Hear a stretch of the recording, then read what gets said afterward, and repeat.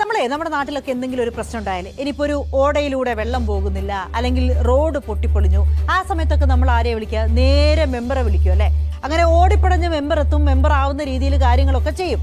അപ്പോൾ എന്തിനും ഏതിനും നാട്ടിൽ എന്ത് പ്രശ്നം ഉണ്ടായാലും, അതായത് പഞ്ചായത്ത് മെമ്പറെ അല്ലെങ്കിൽ കോർപ്പറേഷൻ കൗൺസിലൊക്കെയാണ് നമ്മൾ വിളിച്ച് കാര്യങ്ങൾ അറിയുക. ഈ ഓടിയെത്തുന്ന മെമ്പർമാർക്ക്, കൗൺസിലർമാർക്ക് എത്ര ശമ്പളം കിട്ടുന്ന ആലോചിച്ചിട്ടുണ്ടോ? അതേക്കുറിച്ചാണ് ഇനി പറയാൻ പോകുന്നത്. തെരഞ്ഞെടുപ്പ് വൈബിന്റെ വേറെ ലെവലാണ് തദ്ദേശ തെരഞ്ഞെടുപ്പ്. എവിടെ നോക്കിയാലും കൊടിതോരണങ്ങൾ, പോസ്റ്ററുകൾ, ചുവരെഴുത്തുകൾ, കവലപ്രസംഗം, അങ്ങനെ ജഗപുകയാണ്. മാത്രമല്ല, അച്ഛൻ മകൻ പോരാട്ടം, സഹോദരങ്ങളുടെ മത്സരം, ഭാര്യയും ഭർത്താവും നേർക്കുനേർ, അമ്മായിയമ്മയ്ക്കെതിരെ മരുമകൾ, അങ്ങനെ ഒരുപാട് കഥകൾ തദ്ദേശ തെരഞ്ഞെടുപ്പിൽ നമുക്ക് കാണാം. നിയമസഭാ തെരഞ്ഞെടുപ്പിന് മുൻപുള്ള യഥാർത്ഥ സെമിഫൈനലായ തദ്ദേശ തെരഞ്ഞെടുപ്പിൽ ചില്ലറ പണമൊന്നുമല്ല ഒഴുകുന്നത്.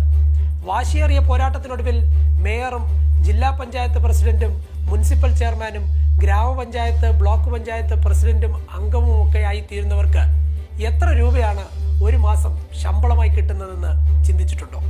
ശമ്പളമല്ല, ഓണറേറിയം എന്നാണ് അതിന് പറയുന്നത്. കേട്ടാൽ ഞെട്ടും. ആദ്യം നമുക്ക് ഗ്രാമപഞ്ചായത്തിൽ നിന്ന് തന്നെ തുടങ്ങാം. തദ്ദേശ സ്ഥാപനങ്ങളിലെ ഏറ്റവും താഴെത്തട്ടിലുള്ള ഒന്നാണ് ഗ്രാമപഞ്ചായത്ത്.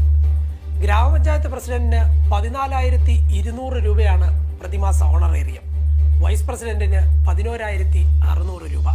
സ്റ്റാൻഡിംഗ് കമ്മിറ്റി അധ്യക്ഷന്മാർക്ക് 9,200 രൂപയാണെങ്കിൽ ഒരംഗത്തിന് കിട്ടുന്നത് 8,000 രൂപയാണ്.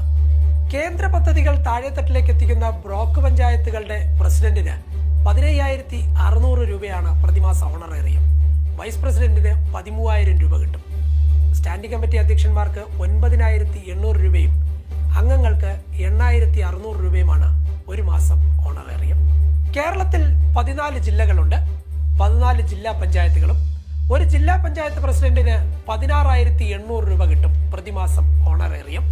വൈസ് പ്രസിഡന്റിന് 14,200 രൂപയും. സ്റ്റാൻഡിംഗ് കമ്മിറ്റി അധ്യക്ഷന്മാർക്ക് 10,400 രൂപയും അംഗങ്ങൾക്ക് 9,800 രൂപയുമാണ് ഒരു മാസം ഓണറേറിയമായി നിശ്ചയിച്ചിരിക്കുന്നത്. മുനിസിപ്പാലിറ്റികളിലും കോർപ്പറേഷനുകളിലും അംഗങ്ങളില്ല, കൗൺസിലർമാരാണ്. അതുപോലെ തന്നെ പ്രസിഡന്റും വൈസ് പ്രസിഡന്റുമില്ല, ചെയർമാനും വൈസ് ചെയർമാനുമാണ്. മുനിസിപ്പൽ ചെയർമാന് 15,600 രൂപയും വൈസ് ചെയർമാന് 13,000 രൂപയും സ്റ്റാൻഡിംഗ് കമ്മിറ്റി അധ്യക്ഷന്മാർക്ക് 10,400 രൂപയും അംഗങ്ങൾക്ക്, അതായത് കൗൺസിലർമാർക്ക് 8,600 രൂപയുമാണ് പ്രതിമാസ ഓണറേറിയം. കേരളത്തിൽ 6 കോർപ്പറേഷനുകളുണ്ട്.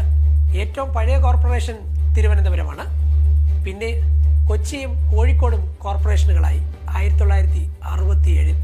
പിന്നെ 30 വർഷം കാത്തിരിക്കേണ്ടി വന്നു 2 കോർപ്പറേഷനുകൾ പിറക്കാൻ, കൊല്ലവും തൃശ്ശൂരും 2000 ആണ്ടിൽ. പിന്നെ 15 വർഷം കഴിഞ്ഞ് 2015 കണ്ണൂരും കോർപ്പറേഷനായി.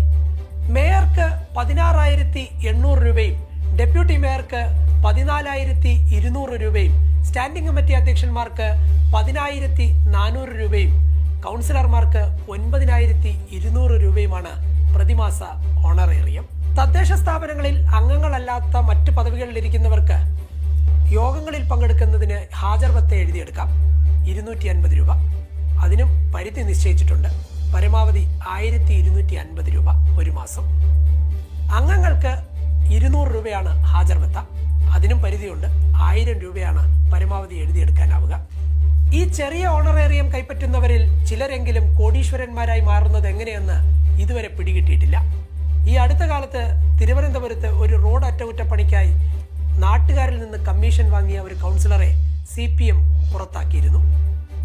കമ്മീഷൻ വാങ്ങുകയും കൈയിട്ട് വാരുകയും ചെയ്യുന്നത് ന്യായീകരിക്കാനാവില്ല. എങ്കിലും ഈ ചെറിയ വേതനമാണ് ഇതിനൊക്കെ കാരണമെങ്കിൽ അതും ചർച്ച ചെയ്യപ്പെടേണ്ടത് തന്നെ.